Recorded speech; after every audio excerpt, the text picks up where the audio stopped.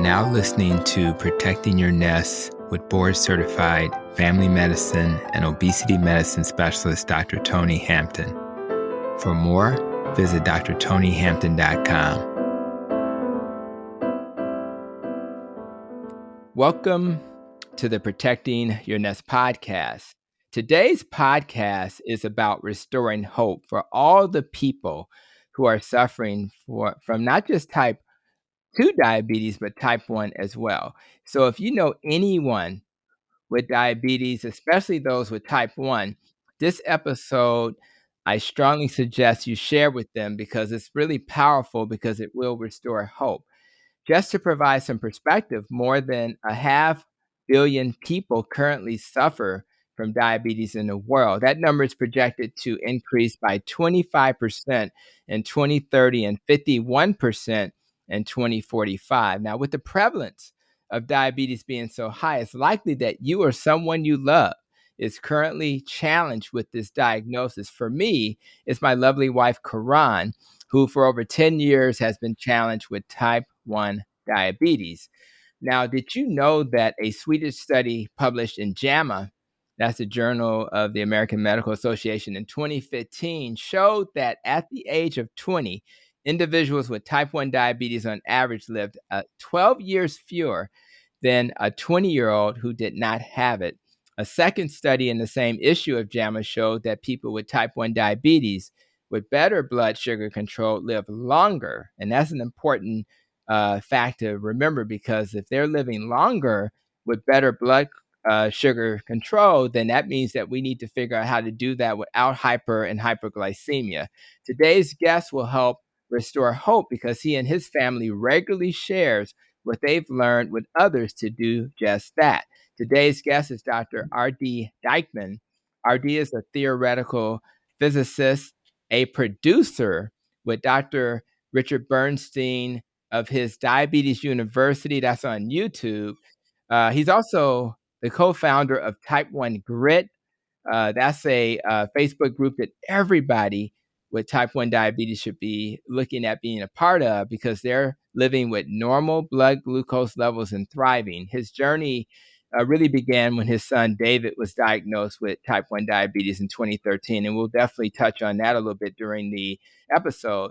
So if you came to this episode hoping to find resources to help you as a type 1 diabetic or a person with type 2 diabetes, stay on track, normalize your blood sugars, and not have those hyper and hypoglycemic episodes, I think you've come to the right episode. An episode where hope is restored, an episode where worrying about the many complications of diabetes will be a thing of the past. And with that, Doc, I welcome you to the Protecting Your Nest podcast. Thank you. Thank you. Well, I'm excited, and as you could imagine, if I'm a man living with a person with type 1 diabetes, I want her to be around for as long as possible. I love her. We have our moments, but that's marriage, and I want her to be here. I want her to be here forever if possible, and I know that's not possible if her blood sugars are all over the place. So let's kind of start our conversation. I kind of introduced you and I said a theoretical physicist. And most people are like, first of all, what's a physicist and what's theoretical about it? So talk a little bit about what that means so people understand you. It's funny. It kind of relates a little bit to the type 1 story. So it's not just some separate thing about me, right? Because, I did study theoretical particle physics in the 90s at the University of Minnesota's Theoretical Physics Institute. And that was right after perestroika, and a group of the top Russian theorists had come over to start this institute. And I was at Michigan at the time, and I was told that this might be a good idea to go work with those guys in graduate school. So that was my trajectory. And I worked with them, and I'll pass on the detailed descriptions of my thesis. It had to do with heavy quark physics. Okay. But the bottom line, the important part to the story is that it was a very mathematical topic. But physics, right? You're relating mathematics to real world phenomenon. And so my first job out of school, after I got my PhD, was to work in a field called sensor signal processing.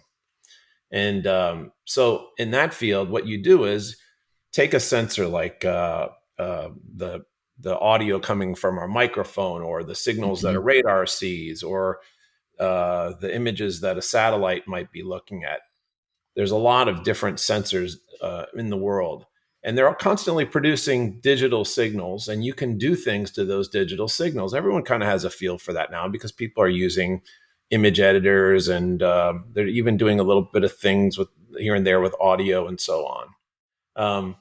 But anyway, that's what I was doing in the late 90s, when the computing power became just enough that we could start doing more sophisticated things with those kinds of signals. And I still do that to this day. Okay, so why does that matter with the diabetes? Well, it matters because, and I've talked a lot about Dave. Dave was diagnosed in 2013. He was about 10 years old. And it's a truly ghastly, awful story, especially a diagnosis, especially if you don't catch it early enough. And we didn't catch it early enough. And it was severe enough that Dave's life was in jeopardy. And but we got through it. And that's a long story, but we got through it. And there's nothing atypical about it either. It happens all the time. But what was interesting now is, let's fast forward. We'll talk about the dietitian's meeting, but the initial meeting with the endocrinologist, and I'm at Dave's bedside, and he started drawing a signal, just like the signals that I work with every day. And what was the signal? The signal was Dave's blood glucose level. And if he eats, it would go high. He would draw that. And if he takes too much insulin, he'll go low. And the goal is to keep it in this boundary between 70 and 180 with the numbers that he gave me. And, then he told Dave, if you're too high, too much, then you're going to get the complications. And the complications are serious. They include amputation and blindness. And he was very upfront with Dave. And I appreciated that, because we wanted to know the truth. And Dave was sophisticated enough at that age that he could handle the truth. And I think the doctor knew that. So we talked about the difference between high and low blood sugar, and he was correct about that. And but when I saw that signal, and I thought, I'm smart. I can make I'll understand all the factors, and I can make that do what I want it to do. And that was my intellectual hubris coming through. But I learned really rapidly that that's not how the mathematics work of that situation. So let's explain it. When we met with the dietitian, who was overweight and in terrible shape, by the way, she explained it was this method called carb counting. And carb counting is, you add up how much carbs are on your plate, as if you can magically know, how many molecules of carbohydrate are on the plate. And then you measure out the amount of insulin you need, and then you take it. And I thought, okay, there's this method, right? And that, now I thought a little bit of IQ added to that method should be able to get me flat, right? And that's a mistake. And when you look into it, there are no studies that show that this method works. And if you go to advanced carb counting methods, they've done studies on this, you're not going to get any improvement, real significant improvement in your A1C. But we tried it. And so what was the experiment? So scientist, right? So let's make an experiment. And the experiment was, we're going to give Dave the same breakfast every morning and measure out exact carbs and measure out the exact insulin. And I didn't have a CGM, so we would measure his blood sugar every 15 minutes, and I'd graph it. And then I started building models and computer algorithms to try to determine what's going on with the insulin, and really sophisticated stuff. And I was staying home with Dave for a couple of weeks doing this while my wife was still at work, and she would come home every day, and I would report to her how the breakfast and lunch experiments were going. And I kept saying, I'm getting close. I'm getting close. And And she thought, when she looked at the pictures, it was clear to her that I wasn't getting close. And I said, yeah, but I think there's, one missing piece. And so she went off and she bought the Bernstein book, which we'll talk about, which is the Bible on how to do low carb and normal glycemia. And then while that book was on the way, we had a couple more breakfasts.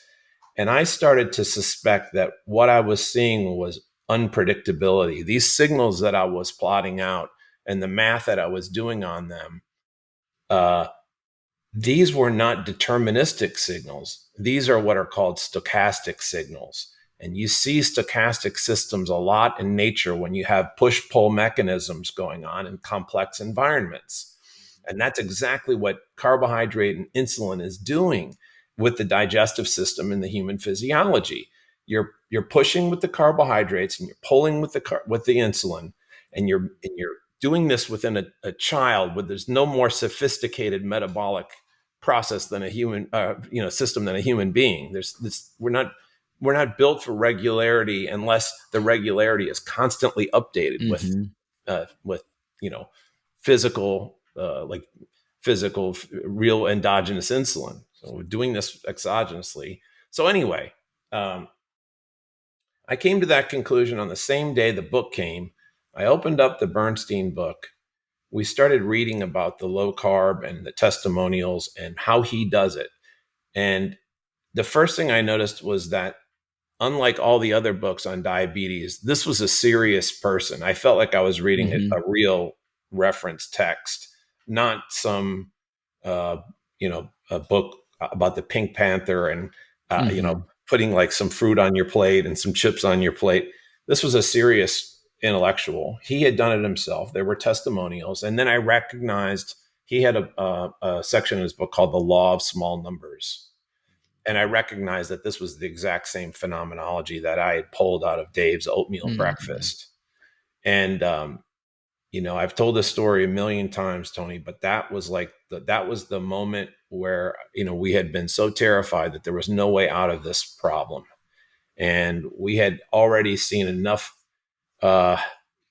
misery and despair in the type 1 community that I thought that it was over. There was no way to control this. And then when the solution was provided to us, we hit the ground running. It's not as simple as just getting rid of the carbohydrate. There's a lot of other things involved. That's why the book is so thick.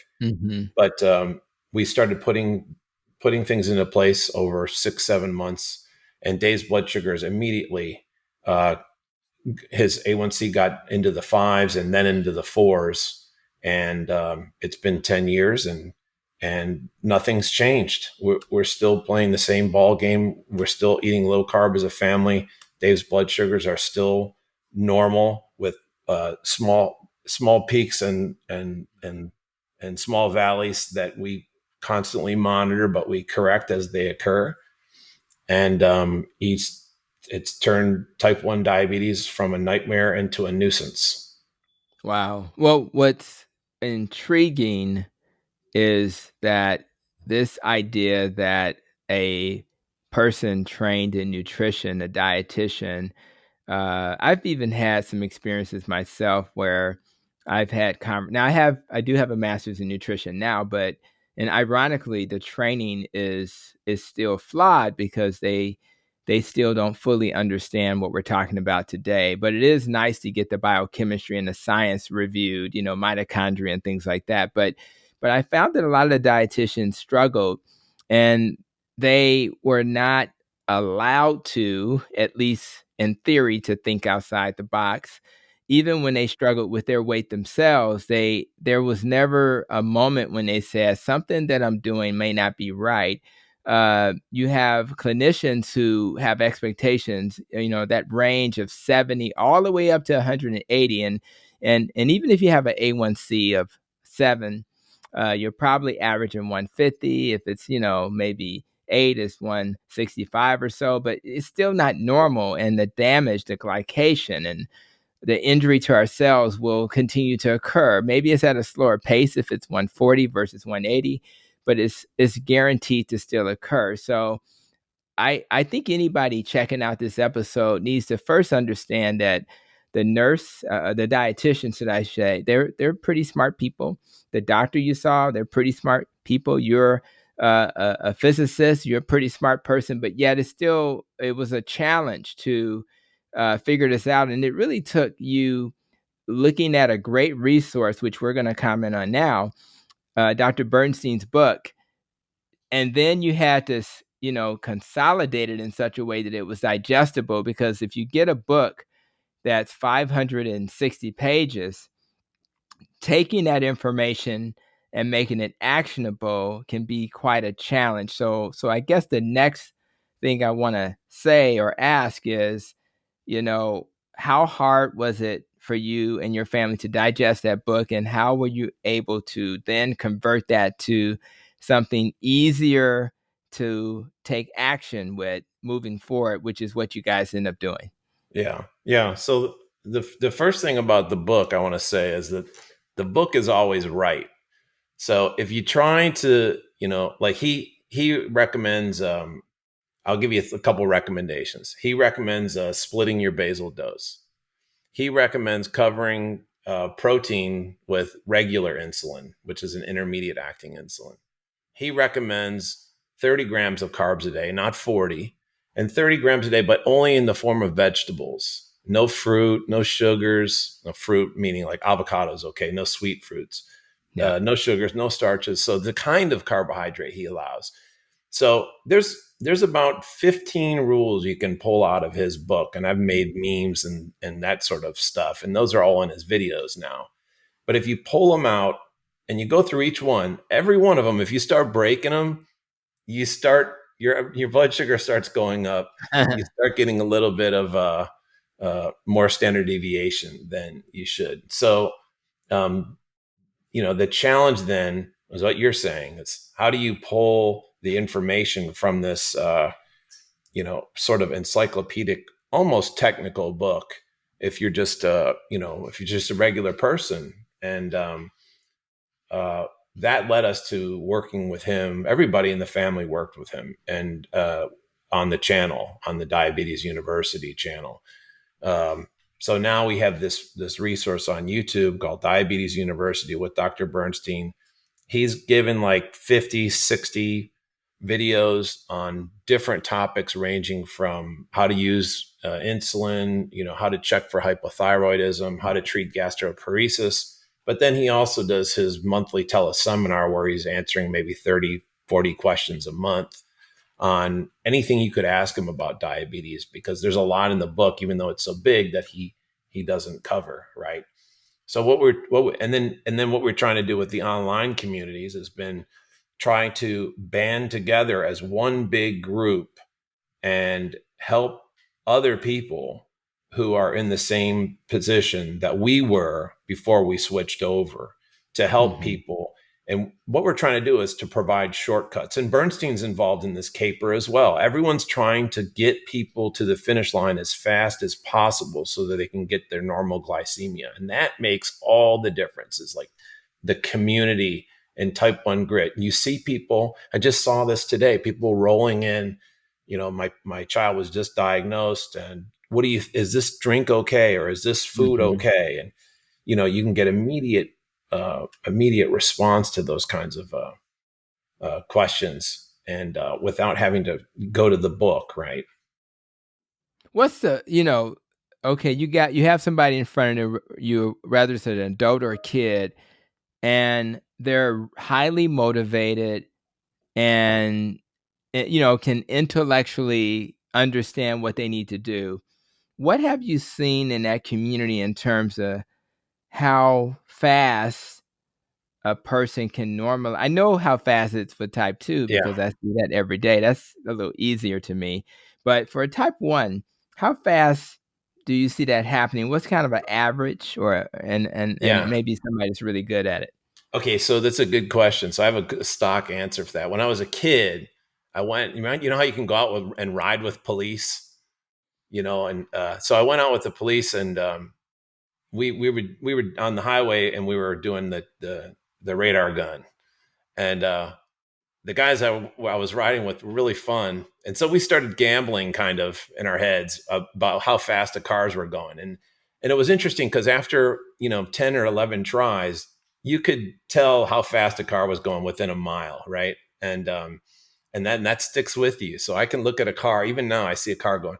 So when I talk to and I've talked to thousands of parents, right, over this 10 years, I get a lot of messages every day. And so do all these people that are helping. And you can tell right away how fast someone's going to get to the finish line. Because if the attitude is, I'll do whatever it takes, it doesn't matter someone's socioeconomic background, cooking background, how much they've had diabetes, whatever, just that. If you hear excuses, I have to make sure that, and we have all this food in the house. And once I finish all that, then we can start. So what should, next week, what should I go? I'm going to the grocery store, and, how can you have, like, is it still okay on the birthday when you start hearing those kinds of things, you know that the person's not ready yet, right? Even if they see that there's a low carb substitute for everything, even if they see the flat lines and they see their kids out of control lines. And that's what was interesting to me is that the limiting factor is not necessarily the knowledge, because now the knowledge is out there and it's really palatable and really available at a high rate. You can really in a day get everything that you need to know to get started.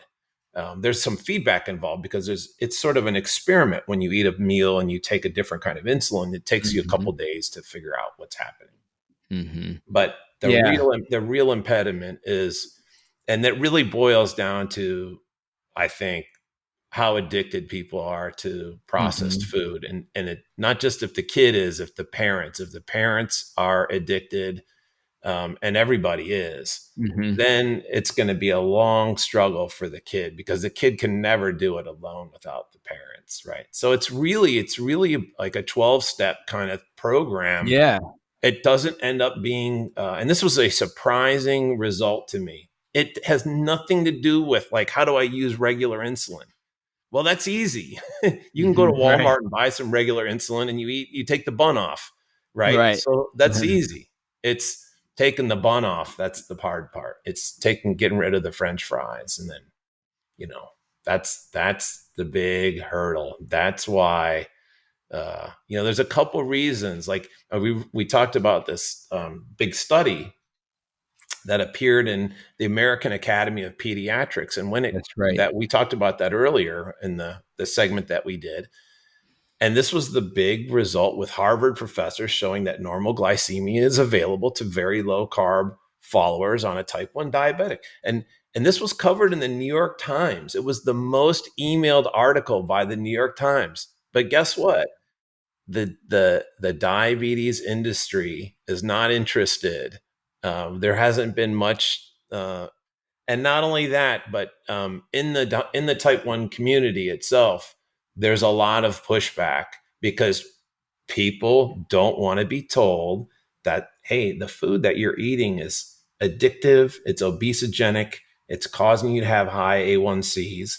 And, it's the same situation in the non-type 1 community. You've got this group of people that are very small, but they're dedicated to health and fitness, and they will not eat this processed junk food. And then you have this larger group that's suffering right now in society who is just flat out addicted. Nobody wants to be obese. They're just addicted to this food. Then that's the same problem in the type 1 community. And you can see it, by the way, I'll pause here, but you can see it because did you know that the obesity in the type 1 community is now greater than in the type 2 community, or in the non-diabetic community, right? It's greater. Adolescents with type 1 diabetes are obese at higher rates than in the non-diabetic community. That's shocking. I didn't know isn't that. Isn't it unbelievable? That's a new thing. So this is this is the residue of success, quote unquote success, coming from the mainstream diabetes industry. A1Cs are higher than ever.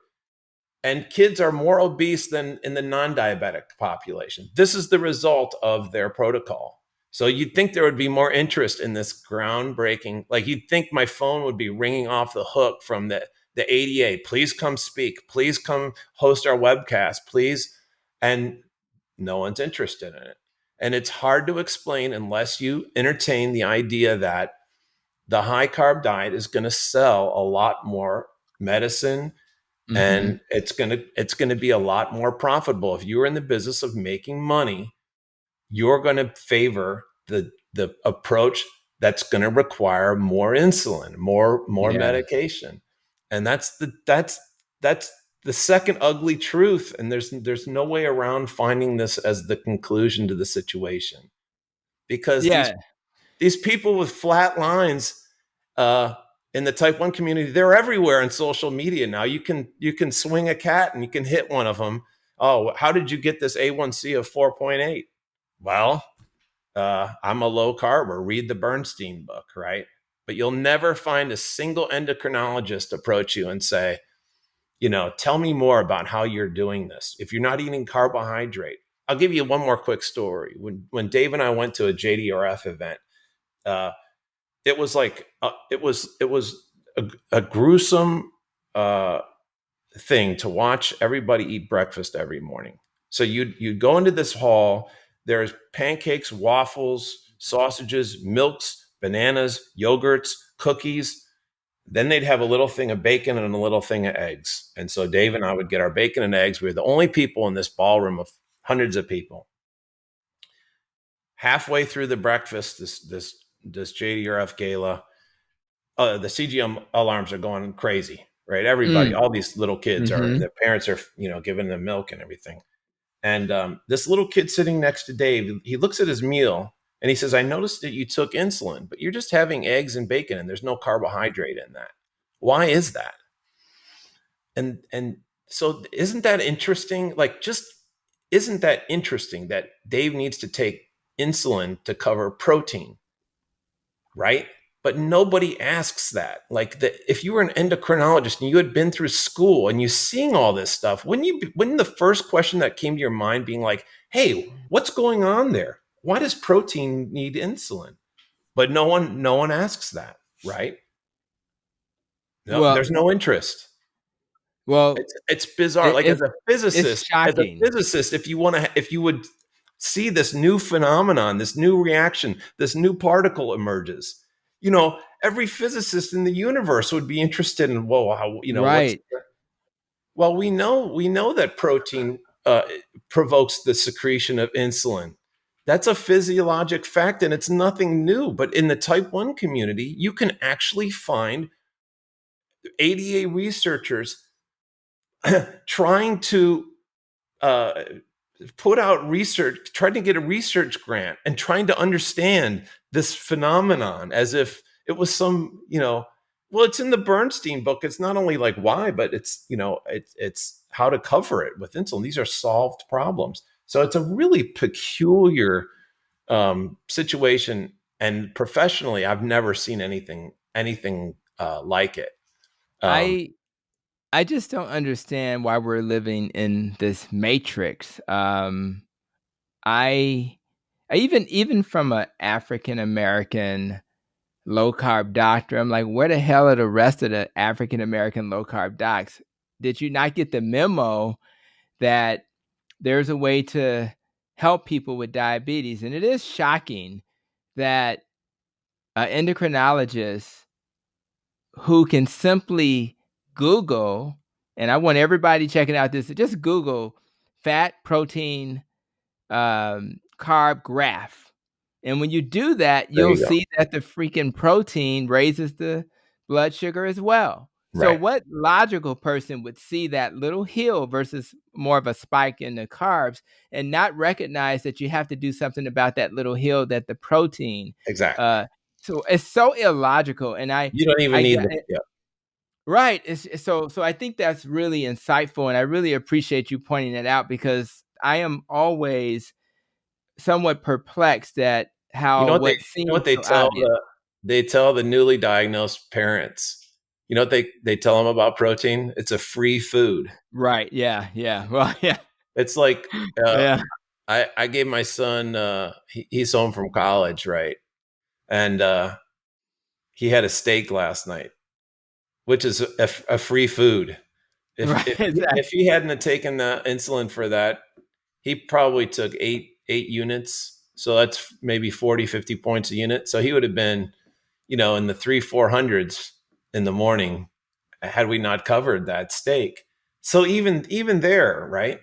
Um, Yeah, and, you gotta notice, and we're I think we should definitely touch on that. Although I do want to ask you real quick, Mhm. um, this idea about um, when you go see professionals who are trying to guide our decisions around, what we should eat, and I'll say maybe a nutrition professional, often they'll say things like, well, you need carbs as the vehicle to create the glucose. The brain and the body can't run um, without glucose. And they insist that that should be a primary energy source from your diet. So when you hear that that way of framing things, when you think about that recommendation, what's a different perspective to help people understand why we shouldn't look at it that way? Yeah. So I talked about the biggest hurdle uh, being what I think is the processed food addiction. That is an underestimated hurdle.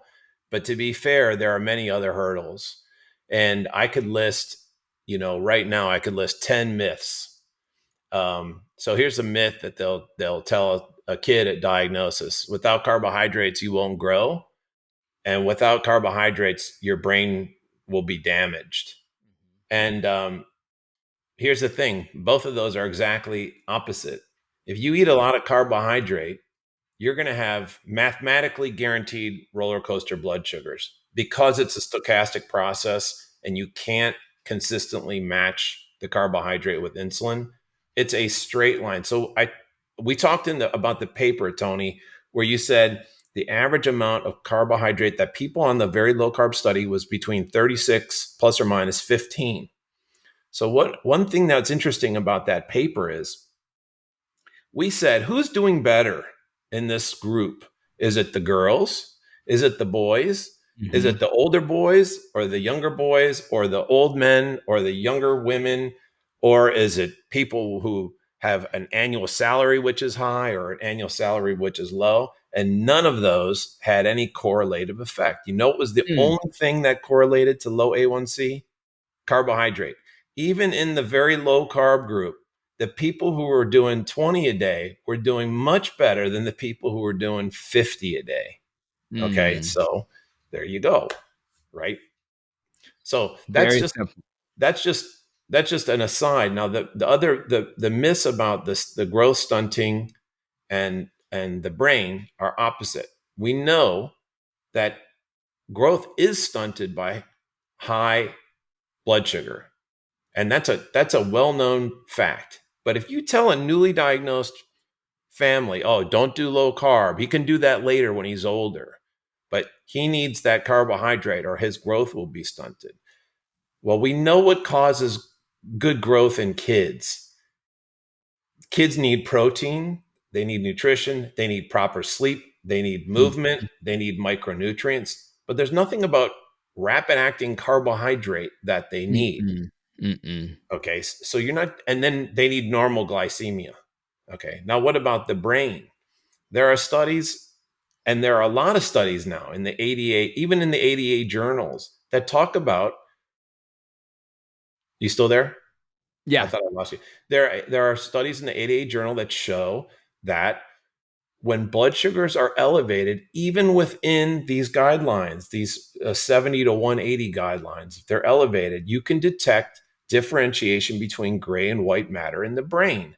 The Mm. kids' brains are developing in a different way. And you would think that that's a negative way, right? Who would want their kid to develop a brain different than normal, right? And that's because of the elevated blood glucose. So the myths are not only wrong, they're wrong in the opposite direction, right? And so those are the things that you're told at diagnosis. So it isn't just a matter of I can't get rid of the cookies and cake.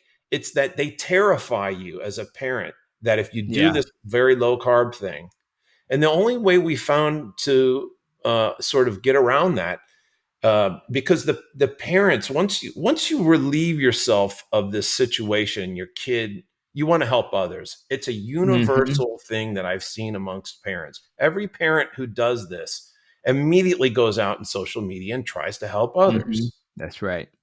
And so what do they how do they help others? They showing pictures of their kids on social media. So I have Dave. Dave is like champion basketball player and football player, big, strong, real good looking kid. And I've been showing his pictures and his graphs for years. Bethany McKenzie from Let Me Be 83. She's got a huge website. She's a huge activist, great friend of ours. Her son, River, he's like a monster tennis player, big, strong kid.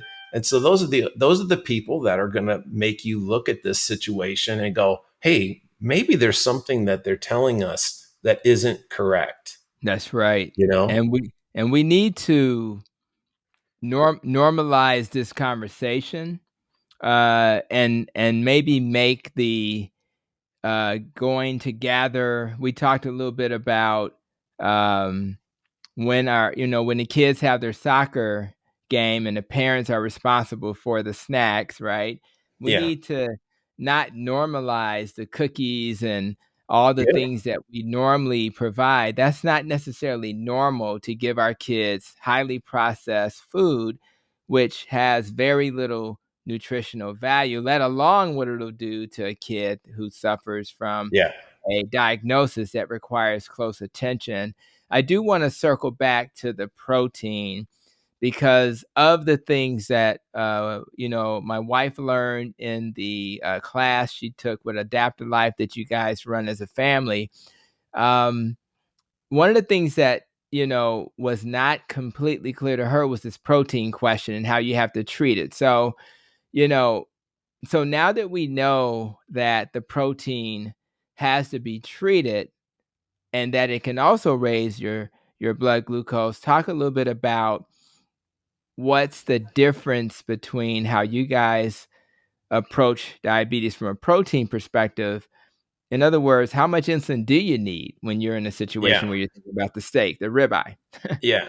So that kind of gets to the biggest point about the whole low carb bit, and that is that we're controlling blood glucose not by removing carbs and removing insulin entirely, but we're using longer lasting insulins, or if you're using a pump, you're using multiple short acting insulins, which mimic that intermediate acting insulin. We're using those to cover food that's long acting. So, what does that mean? So, the Bernstein, the great argument that he makes, and I'm copying it right here, is that imagine you're trying to cover a piece of cake with rapid acting insulin. So Mhm. the cake, as you know, even non-diabetic, as soon as you eat that cake, the sugars break down, the carbohydrates break down into simple sugars in your mouth. When That's you right. swallow that, it's a blast of glucose right into your bloodstream. And so what you'll see is this big spike. Mhm. And the hope was that you could use a similarly uh, uh, potent insulin that also had this spike. And all you had to do was match these two spikes up That's and right. they'd cancel each other. The problem is that there's enough internal noise in the system. Your digestive system may be working at a high rate or a low rate. The insulin that you injected may get into a good spot or it may not. Yep. You're so anyway. There's enough. There's maybe 10 factors you could write into how the cake may be built a little differently this time. That's On and on. right. And so you're never going to get these things to quite match up. There's a little bit of noise going on. And so what does that end up looking like? Well, if you don't match these spikes up exactly, just a little deviation, what you'll see is the blood sugar goes way high and then comes crashing down. That's right. And That's that is right. the experience of the high carb diet. So what Bernstein's doing with regular insulin, which is a long, slow acting insulin, and protein foods and veggies, which also have a very slow acting effect on the metabolism, is he's trying to match those things up. And when you're trying to match these things up, you know, any little deviation isn't going to amount to very much, right? Yeah. Yeah. So if Dave had his steak last night, he might have gone up to 110, and then he might take a half a unit of insulin. He comes down to 70, right? But it's never this situation where he's skyrocketing to 200, 250, Right. 350, right? And that's the experience at breakfast, lunch, and dinner for people on a high carb diet. That's the only way. Like you said, the average A1C is about 8%. That's an average blood sugar of around 200. But you're never at just 200. You're between Right. 40 and 400 the whole day, right? That's the experience that you're going to have when you're on the diet that the professional industry is pushing. And if you think that diet's going to have no consequences on your kid as far as growth, That's right. the brain, or complications, lifespan, then you're dead wrong. We know that those effects are already happening at diagnosis from previously undetected blood sugars. Yeah. Yeah. And if you're a So, parent, and I sympathize with parents because we don't want our kids to look like outliers. We don't want them to have experiences that make them feel different. But that is a small price to pay, although I don't think they'll necessarily feel that way because I don't think your son does, compared to the negative yeah. consequences of being sick and ill and really not being able to be that great athlete because you're worried, oh, am I hyper or hypoglycemic? So if I can reduce the term we use is glycemic variability, if I can reduce the variability and tighten that range, I'm not going super high and low. I'm just somewhere in the middle of a healthy range. That's a much better approach. Yeah. You None, mentioned, yeah. none of the kids that are doing this complain. Right. Yeah. The ubiquitous response is nobody cares what they eat. And they have, I mean, you have to understand that, like, not eating the birthday cake is something. But think about the experience when you do eat the birthday cake at lunch if you're a kid. Mm, And we'll talk about the birthday cake in a second because I got a lot to say about that. But you eat the birthday cake, that's you right. take maybe 8-10 units of rapid acting insulin. Now, what's Mhm. the first thing that happens after the birthday cake? Everyone goes out for recess. Now you've got activity mixed in with this. You're at risk of having such severe hypoglycemia that the lunch ladies are going to have to carry you in That's to right. the hospital. And if you're doing this high carb diet, it's going to be that this is not going to be the first time. So now how are your classmates going to see you, Right. right? Right. That's Or right. you gave it you since like Dave, since fourth grade, I'm going to pass on that birthday cake, right? And then by senior year, you're the quarterback of the football team. Do you think people are going to look at Dave and go, "Oh, he's like this strong character"? He like do you think the girls are going to look at him and go, "Wow, he's got control of himself. He's a That's right. desirable person. He's not." And look at his body. He's built, right? He's not fat. Mm, So what is the real downside of giving up the cake again? Well, that's an interesting thing, right? And then look at it from a societal point of view. Like when you and I were kids, I always tell people this: there was no cake at school. It would have been a riot if a mom would have walked in with a cake in my fifth grade class. It would have been a riot, right?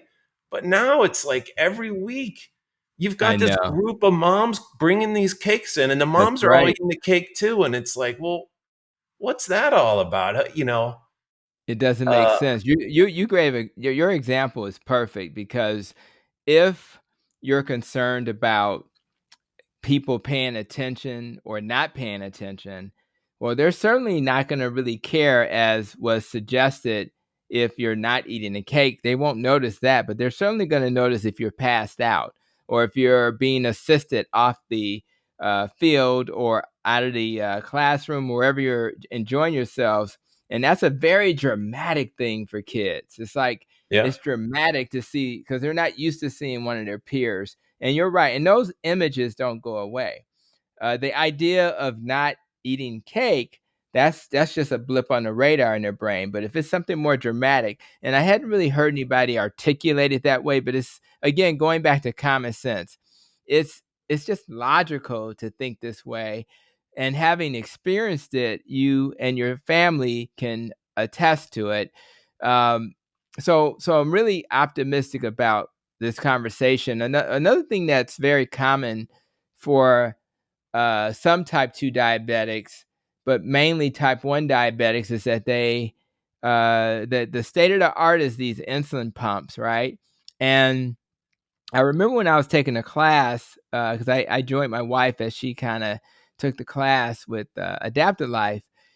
There wasn't a lot of talk about pumps. So I guess my question is, Yeah. do you have people in type 1 grit or elsewhere that you work with who are using pumps and having success, not having hyper or hyperglycemia? Or do you find it's easier to achieve the type of control you're looking for with decreased glycemic variability using, maybe a twice a day regular and maybe a long acting? What's your experience with that? Okay, so I have a good answer for that, and it relates to the last bit with the birthday cake, because the point of the birthday cake is not, even if you don't end up face down in the dirt on the playground from a hypoglycemia, what you're going to have to do with that cake is going to require many hours of advanced executive functioning as a child. Even if you don't end up in the dirt, you know that it's really something to have 10 units of rapid acting insulin on board. The kids are not immune to understanding this is a grave situation, right? And there's, when you have that much insulin and it's acting that fast, there's not a lot of warning time. So the character of the lows is really bad. But I bring up the executive functioning. So now what about pumps? So in type 1 grit, we see a lot of people attaining normal glycemia with pumps. Now the Bernstein warning with that is that the pump, because it has a needle that's in your body all the time, can end up creating scar tissue. And the scar tissue is going to lead to inaccurate or it's going to lead to unpredictable results because of insulin absorption variability. And so he doesn't want people to use pumps because of that. Nevertheless, we know a lot of people that are using pumps, and what they're doing is they're mimicking this long-acting regular insulin action by giving a little bit of insulin when they eat their steak, a little bit a couple hours later, and then a little bit a couple hours later, maybe 2-3 pumps. And to do that, you've got to have a CGM, and you got to be kind of aware, of what's going on. So it's a little bit less set and forget. Now, if you're a parent, so if Dave was a 6th grader, and that would require, because he's going to be playing Xbox with his brother, right? And I'm going to having to watch. There's going to be like a lot of executive functioning to get that second and third insulin pump action. And for me, it was easier just to give the regular and be done with it. But a lot of people are fine with that, right? So what I would say to people is, hey, if you're comfortable with your pump, so what? Give the full Bernstein method a try. Give it a try. Learn how to split your basal dose if you're using Levemir or Lantus, or learn how to use your Tresiba. Learn how to use regular, and see if it's maybe less of a burden. Maybe you're going to feel good once you get rid of that pump. You're going to feel like you don't need it. You're going to feel a little bit more mobile. Dave was playing football, so it's very tough to deal with football as a contact sport. Right. You got that right. Right. So, that's fair. Okay. So anyway, that's the story. I think it can be done. I think there's some drawbacks to it. And I think it's worthwhile to at least give the full Bernstein method a shot before you modify it, right? I don't think it's a good idea to go into the Bernstein method and say, okay, I'm going to do all this, but I'm not going to do it his way. I'm going to do it my way. Right. Right. Right. Don't try to invent things yourself. The dude is way smarter than you, most likely, unless your Yeah. IQ is like 160, you know, and he's got a little bit more experience. So, you know, be a little humble and try try his method. That's my advice. But we know people that are getting A1Cs in the fours using pumps. And just a side questions related. If yeah, I remember your son talking about Traceba, but have you guys had experiences where that version is more successful than some of the other versions of insulin? Does it seem to matter if somebody's on Lantus, Levemir, Yeah, whatever? They have have he you tried Levemir for years, and then we switched to Traceba. Now Levemir required him to take 3 doses a day, Mhm. and the Bernstein method is dose when you wake up, dose when you go to bed, and then give a little bit of dose in the middle of the night. That's for Mhm. Levemir. That's what he does. That's where his patients all start, and that's the only thing that really worked for Dave too. And that, Mhm. of course, required me to get up and give him insulin at 2 or 3 in the morning. But guess what? If you're a type 1 parent, you got to check blood sugars a couple times a night anyway. So it didn't really bother me. Okay. With Traceba, now that he's away at school, he gives his dose in the morning and then that's it. And so it's like, you know, brush teeth, Traceba. It's easy to remember and you only have to do it once a day and you're good to go. And the way Yeah. we judge it is interesting. I can see around 3 or 4 in the morning if that Traceba dose is starting to wear off. And let's say around 3 or 4 o'clock, his blood sugar starts to rise 80, 90, Mhm. 100, 120. If that does that a couple days in a row, I'll tell him to increase his Traceba dose. Mhm. Or if he's going low at 3 or 4 in the morning. So we've got this nice little Okay. place, which is away from the meal times where I can judge how well the Traceba is doing. So there's little tricks like that you can find to help That'll you help. dial in that dose. Yeah. Now then, any tips about the regular, like the mealtime? Any special thoughts on that in terms Well, of yeah. which works better? So I see, you know, Bernstein likes to pre-bolus 20 minutes, 30 minutes before mealtime. I do see a lot of people don't require any pre-bolus Mhm. and they can take their insulin at mealtime. So Mhm. that's one tip. Um, Okay. you know, the other tip is that unless you're newly diagnosed and you're still making some insulin, it seems pretty consistent that people are using a unit of regular for every 2 ounces of protein food. So Mhm. that means if you're eating a 12-ounce New York strip, you're going to need like 6, 7 units of regular. And so Mhm. that's the initial estimate. And then you play with that from there. Right. Alright, cool. That helps a lot. Um, real quick, so the carbs are gonna be not that starchy, so if you're eating spinach, it's not that big of a spike, obviously, compared to, so I guess because it's spinach, you're not having to over worry about that. Because my Right. brain says you need something quick and you know what I mean? So, but it kinda Yeah. works because it's more of a gradual high Yeah. fiber. So Right. it's slow, just like the protein, the Yep. spinach.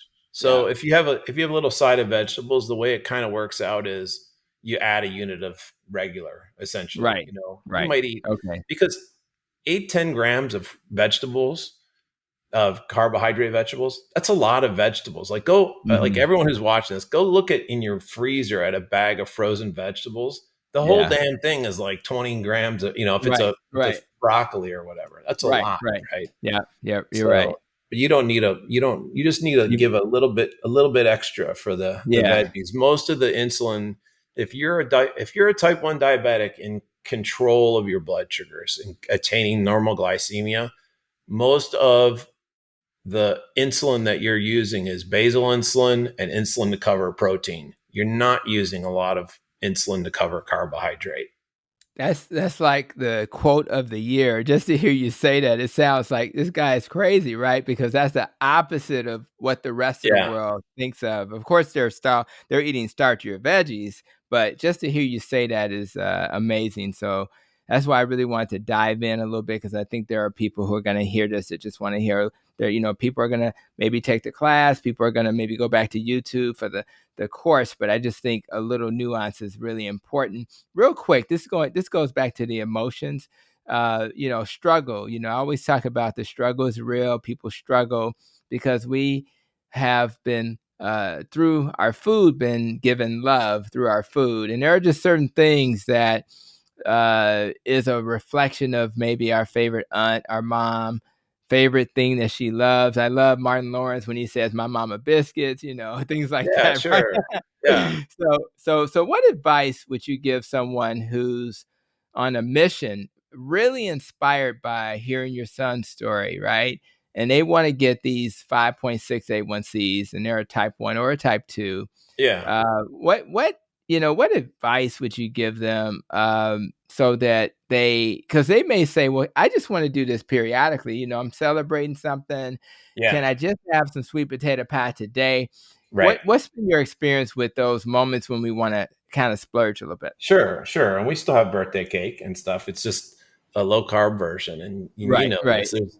There's a low carb version of everything. In fact, Everything. Dave's home. So like my mom, when I was a kid, she would always make, this is a funny thing, but my grandma was like this pie guru. So she would make these weird pies like chocolate pie, and my favorite was butterscotch pie. Mm. And now that I know what was in that pie, it's basically it's like butter, flour, and sugar. That's the That's it. butterscotch pie, right? It's like the toxic. But damn, that thing tasted good when I was little. And anyhow, my wife learned to make a low carb version of that. Okay. Mm. So you can make a low carb, but by the way, it's interesting. When you eat the butterscotch pie, the high carb, there's like a heroin kind of reaction to that where you feel like it hits you in a different way. Like they both taste good, but there's something about the high carb foods. So my son's always had access to these keto desserts, right? But he's not an addict. Like when I was little, I was an addict to that kind of food. Mm. It doesn't have the same kind of, you know, residue to it. And that's another story, by the way, because I was addicted to those foods. I was overweight. I was on my path to type 2 diabetes. So Dave's story, he pulled me back from the brink of where I was at, because I have to switch with him, of course, right? And only then did I realize how addicted I was to that kind of stuff, Mhm. right? When you quit it, then oh, this is a little That's bit, right. yeah. But anyway, yeah, you can still there's a delicious low carb version for any food. It will take you time to learn how to make these things, but Dave still had pizza. He still had cake on his birthday. We still eat ice cream. Mhm. Um, you just do these low carb swaps. And I think Yep. people are kind of aware for that. It's funny that those things exist, but then if you go onto the ADA website, they still are telling you to eat apple crisp. I saw a recipe for it yesterday on Twitter, with flour and sugar. So, I it's so easy to switch, but, and and you they don't taste have and they taste really good too. That's the point. Like the low it's carb stuff tastes very great. it, Yeah. it tastes great. Yeah. So I Yeah. just think It's good people need. enough. Yeah. I mean, Well, good enough. Now you have some people on the planet who are like absolutely not, but if you yeah. give it a shot, my kids make a really good cheesecake, and so you can make this thing work. So but let me give you let me Cheesecake's a ask good another one. question. Cheesecake could be a good one. Alcohol. So Yeah. I just gave you Martin Lawrence. He's a comedian that talks about his mama biscuits. Jamie Foxx used to say, don't blame it on the alcohol, but should we blame it on the alcohol? So many people, it's part of the culture, Yeah. like they're in France. I got to have my wine at the end of the day.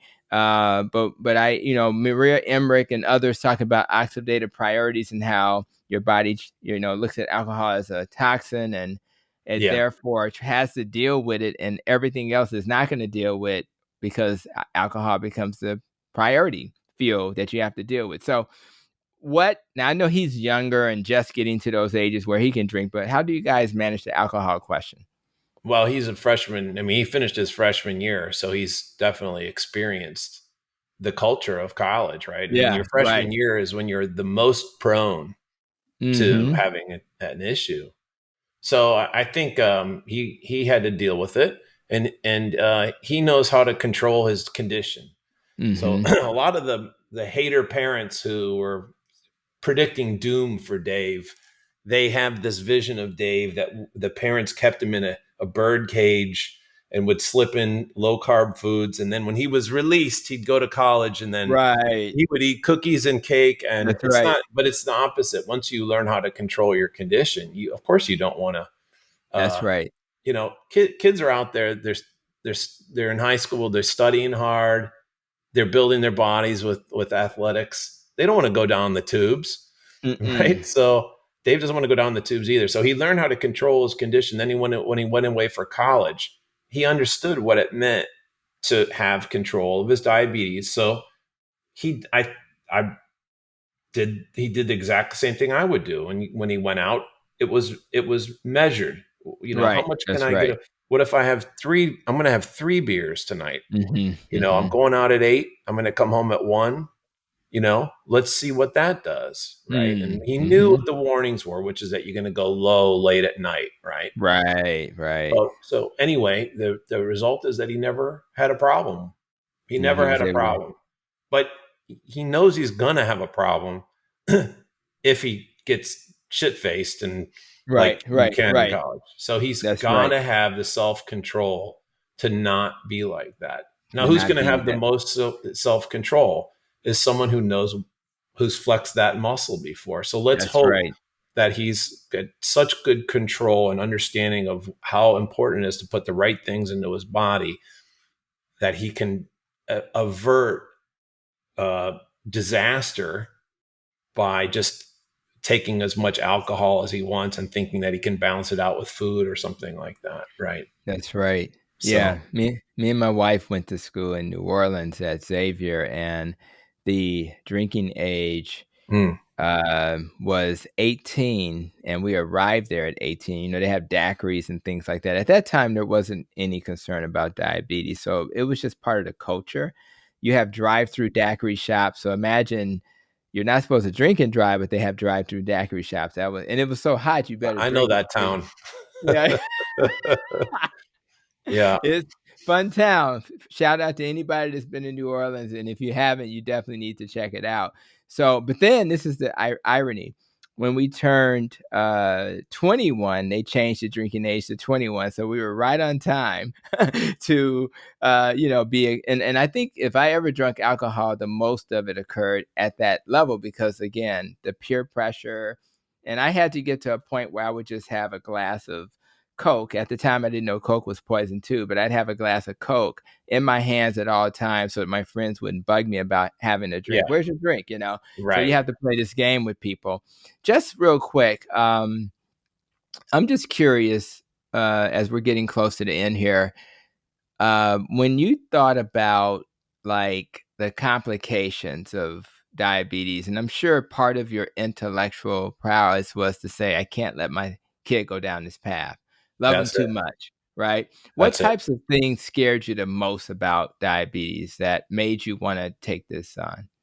The thing, well, all of it, because, and if you look on, that was my main focus of research along with the low carb stuff. And I did a talk at the Low Carb USA conference. So if you Google Diet Dr. Dikeman, Mm-hmm. Diet Okay, Dr. cool. Dikeman, yeah, there should be about a 35-minute talk I gave on the complications of diabetes Cool. amongst Cool. children.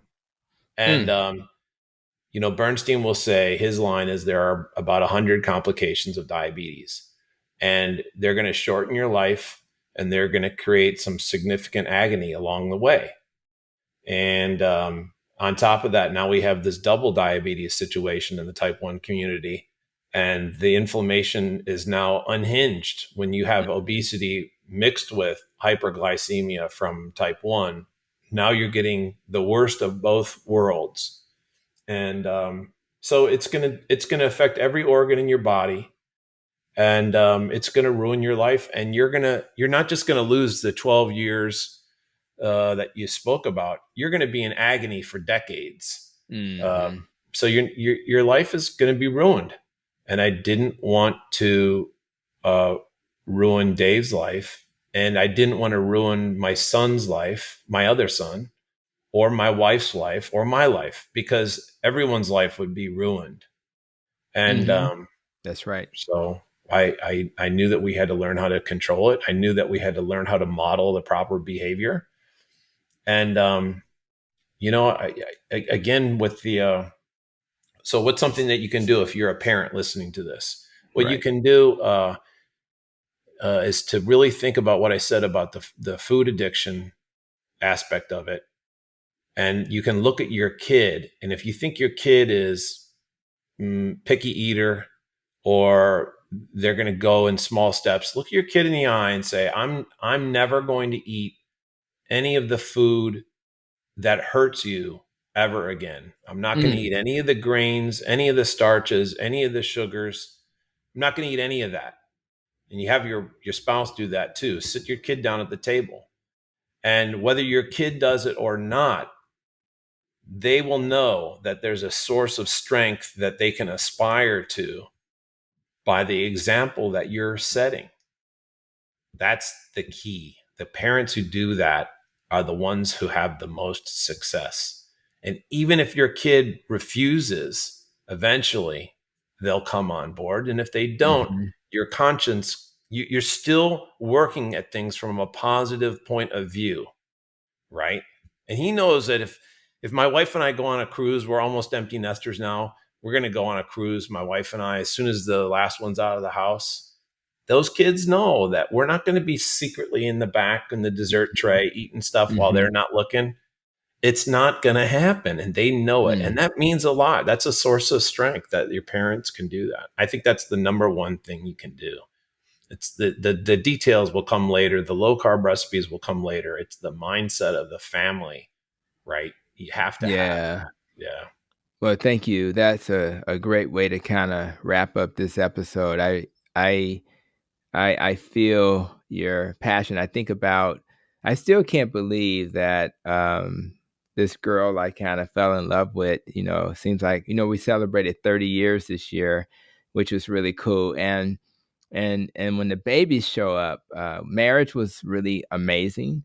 Meeting and starting our lives together, but man, when the babies show up, you feel like everything changes. Like everything changes in that moment, and you want to make sure you do everything to give them the kind of life that you've always wanted, and keep them safe. And so just hearing your passion, your family's dedication to him means a lot to me. And I want to make sure as he maybe starts his family in the future, you're around.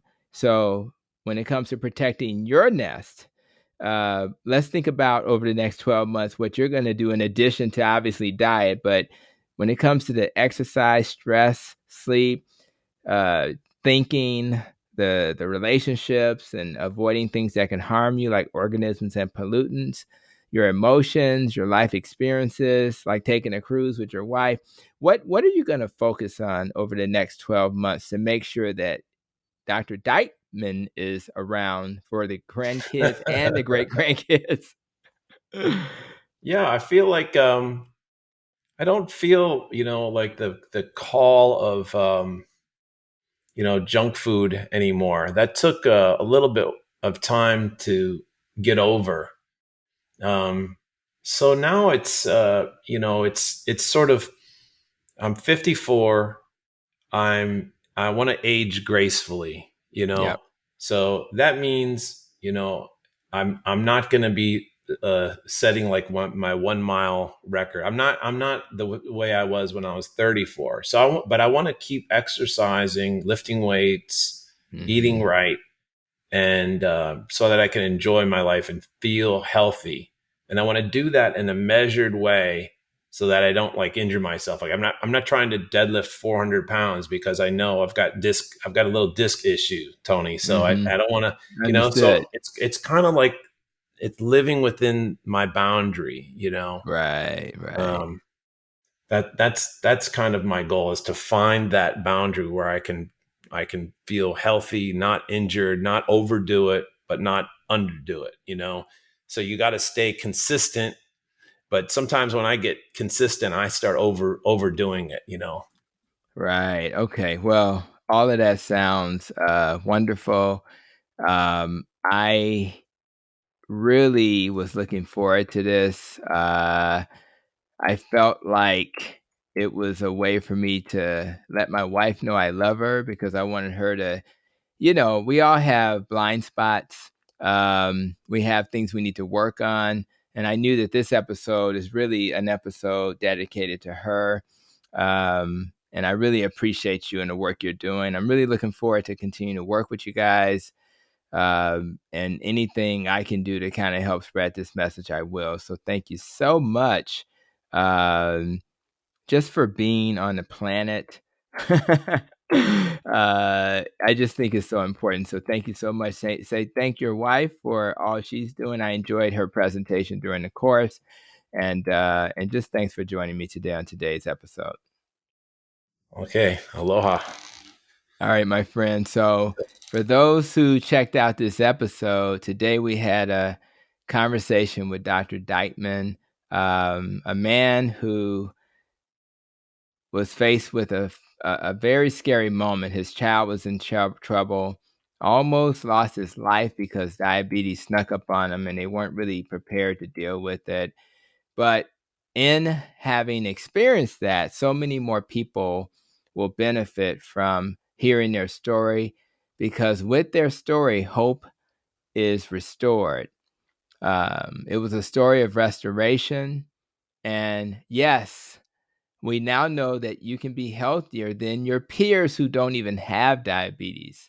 That's right. Yes, like his son is doing as an athlete in college with the girls chasing him. You can thrive. You can live your best life even after being diagnosed with diabetes. And yes, he and his organization, uh, you know, working with Dr. Eric Westman and others, have resources that you can enjoy. In fact, I'm gonna pause and I want you, Dr. Dikeman, just real quick, resources. We forgot to do that. How can people find the resources that we talked about today, so they'll be clear about that, and we'll share those in the notes? Yeah, we're launching a class with Adapt, on type 1 diabetes management, the ADAPT program. If you Google ADAPT type 1 diabetes, ADAPT is Eric Westman's group, and he has lots of topics on obesity and type 2 and low carb and keto. And he asked us to do a type 1 course, and there's a lot of idiosyncratic things. How do you use insulin in the context of low carb that only type 1s really need to know about? And so that's kind of Yeah, where our course goes in. And my wife is a psychologist, and she talks about how to bring the whole family in, and some of the pitfalls and things that you need to do to all get off to a good start. That's an area that Bernstein doesn't really cover, but I think that's really important, actually, is how to get everybody on board, and the importance of that is paramount. So type 1 diabetes and adapt. absolutely. And they'll get a chance to meet your son too, the star of the show. And I remember when we were checking out the class, I think I commented.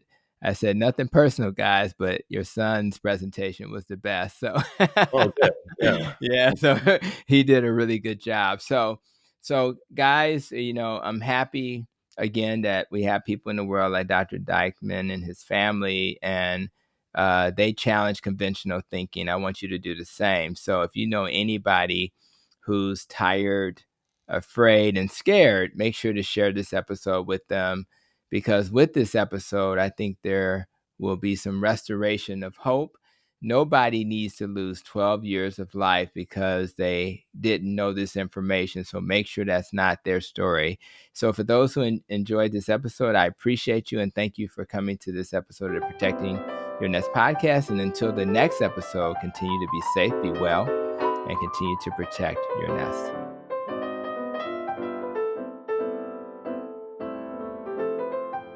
You've been listening to Protecting Your Nest with Dr. Tony Hampton. For more, visit drtonyhampton.com.